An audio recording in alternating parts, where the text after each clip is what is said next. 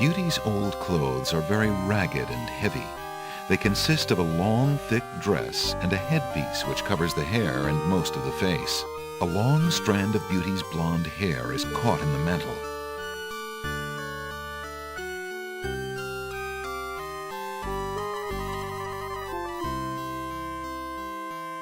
Alexander pours the contents of the oracle's vial into the hunter's lamp with the baby's tears.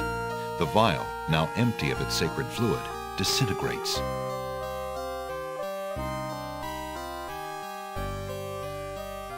Alexander fills the hunter's lamp to the brim with the fountain water.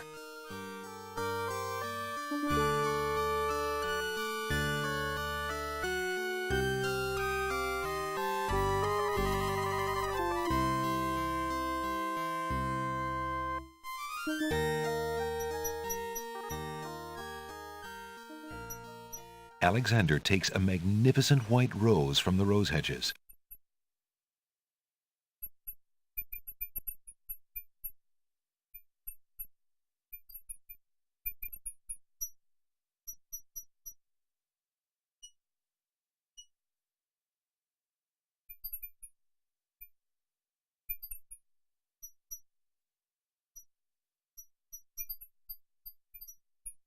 This is the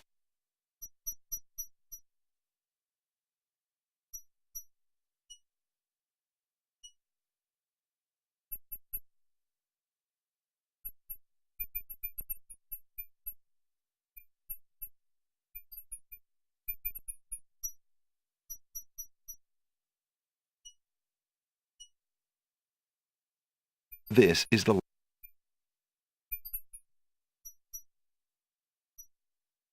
Alexander prepares to enchant the hunter's lamp with the Make Rain spell incantation.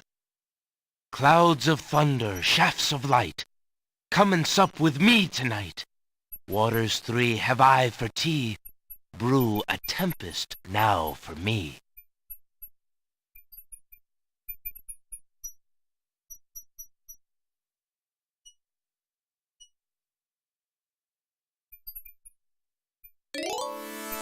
The lamp in Alexander's hand gives a little perk. He hopes the spell works despite his makeshift teapot.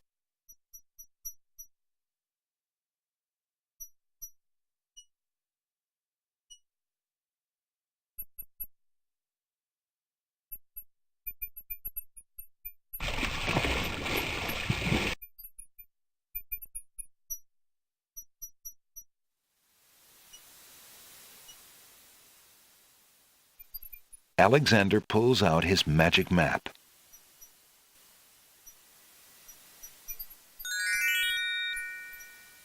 Alexander feels a...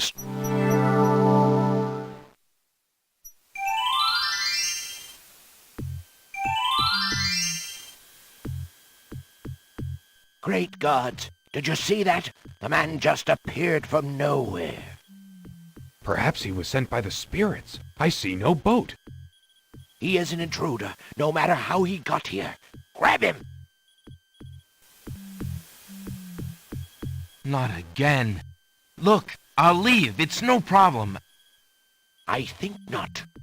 Let's go.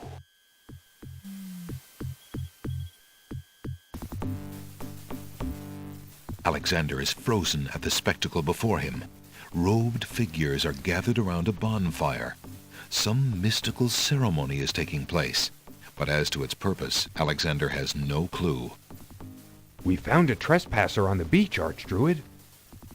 Uh-oh, Archdruid. Now what has Alexander wandered into? This must be the foreigner we were warned about. How appropriate that he should come during our rain festival.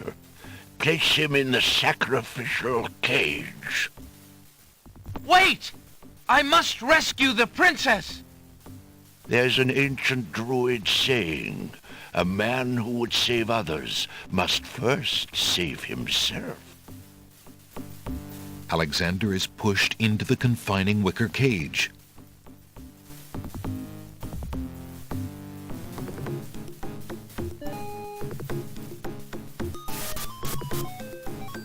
And the cage is swung out over the bonfire.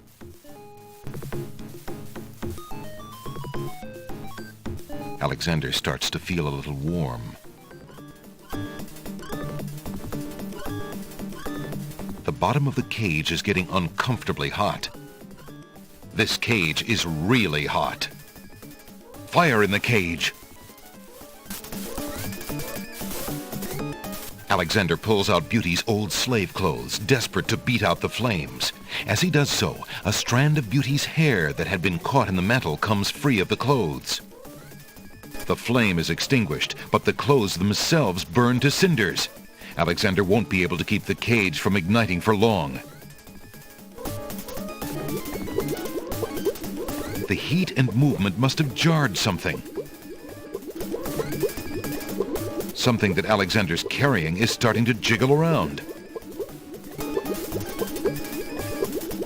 Egad, something's really percolating.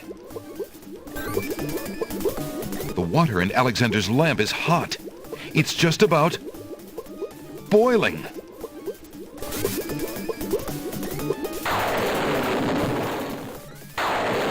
Alexander feels a drop. It starts to rain.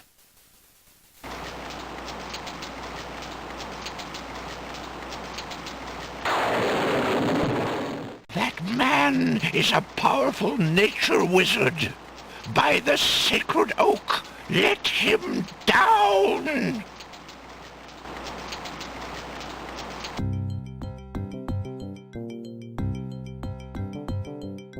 I must apologize for our rude welcoming committee. We've been feeling inhospitable ever since the winged ones stole our sacred miniature oak tree. Besides, Wizir Al-Hazred sent a message that we were to watch out for a highly dangerous foreign assassin. I assume you are the one he meant. I'm sure I'm precisely who he meant. I assure you, I mean to harm no one, unless that person threatens the princess. I'm sorry to have disrupted your ceremony, but I'm running out of time. What is it that you seek? The oracle on the Isle of the Sacred Mountain told me I should speak to you about the realm of the dead.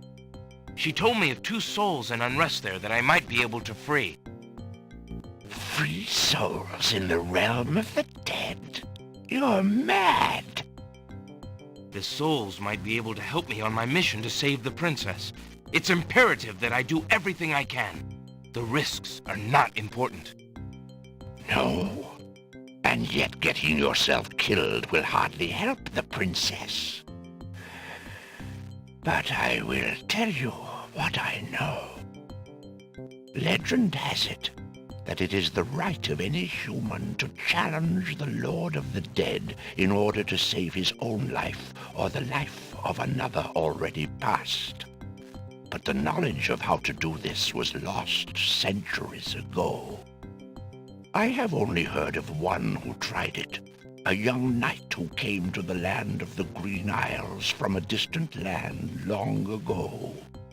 According to the story, he was determined to challenge the Lord of the Dead for the soul of his dead lover. It is said that he tamed the Lord of the Dead's horse, a black-winged, demon-hearted beast named Nightmare.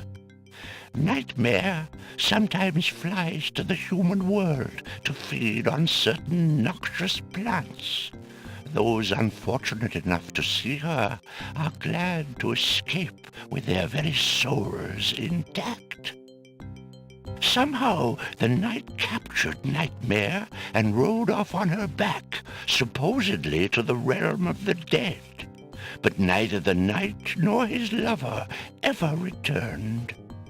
If there was a means for challenge, it was lost with the night. I see. Can you tell me anything about the Lord of the Dead? Ah, that is a blacker matter still. To the Druids, he is Samhain, Lord of Coldness and Despair. Samhain was once a man like you or I, but he insulted the gods and was sentenced to rule the underworld. Immortal he is and mateless. Robbed of sleep robbed of movement, robbed of companionship. It is said that he hates all mortals even more for the mortality that he lost. That is all I know. Interesting. I shall remember. Now look how the oak embers of our bonfire still glow hot despite the rain. If you're bent on your course, you'll need courage that's just as impervious to the chill. May your luck last longer than your storm, brave one. May it indeed. Thank you, Archdruid.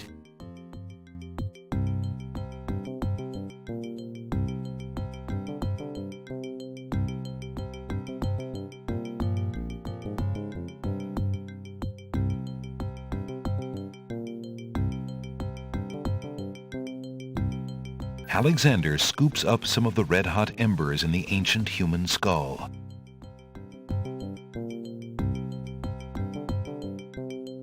Alexander puts the strand of hair into the skull.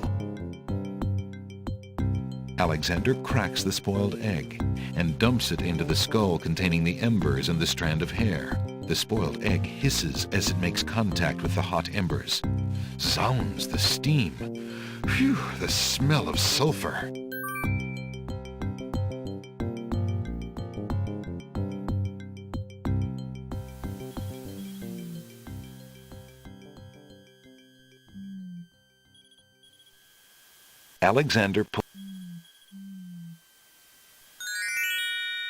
Alexander feels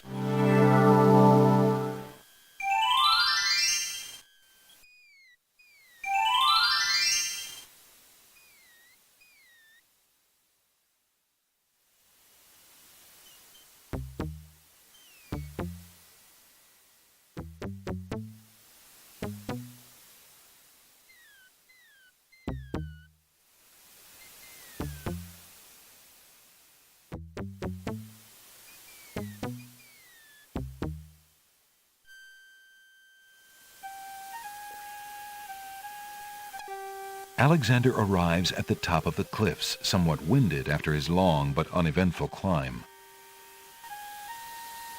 A mighty winged horse, the color of midnight, is feeding from the nightshade bush.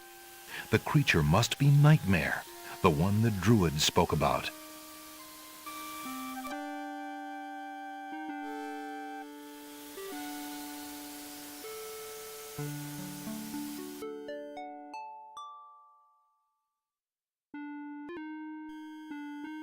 This is the first.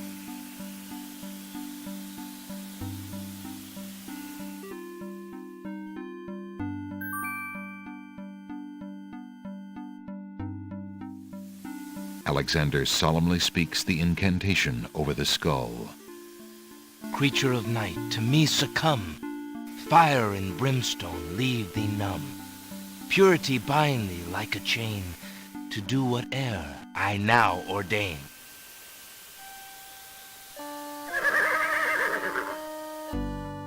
Nightmare flares her nostrils at the scent of the fire and brimstone. That's it! Come on! I need passage to your homeland, fiery one.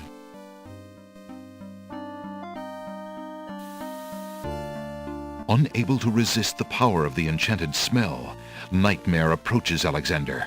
Her eyes appear glassy and sightless.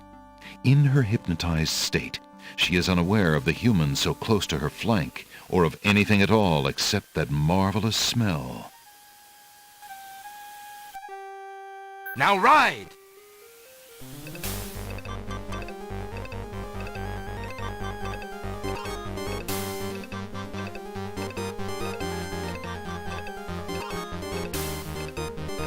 Nightmare deposits Alexander on a strange, cold world. And some of the inhabitants don't look too friendly.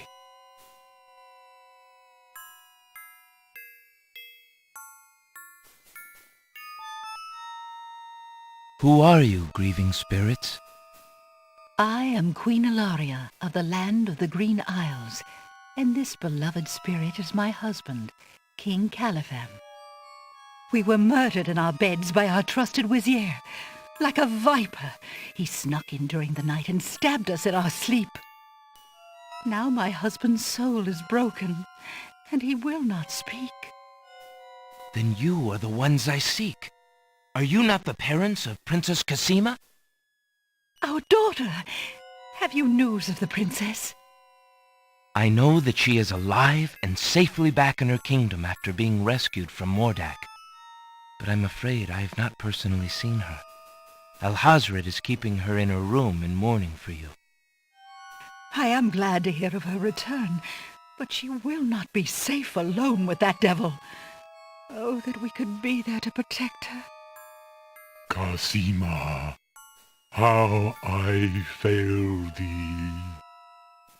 My poor husband will never rest while our murder goes unavenged and our daughter is in danger.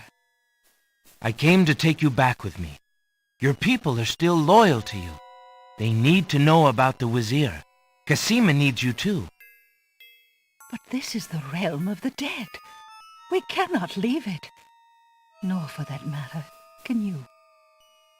The only one who might be able to return us all to the land of the living is the Lord of the Dead.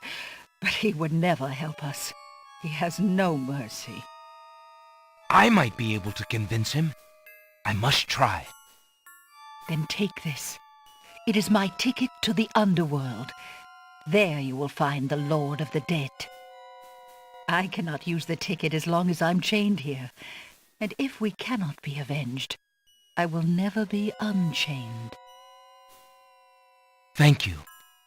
Perhaps it will save us all. Be careful, young man. If you can ease my husband's torment and help our daughter, we will be most grateful. I will do my best. Goodbye, Queen Ilaria.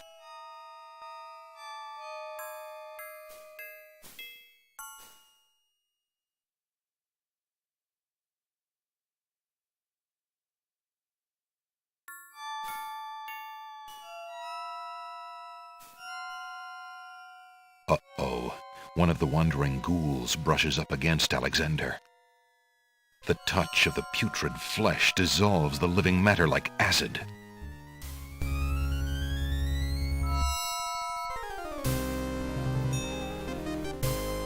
Tickets. Oh.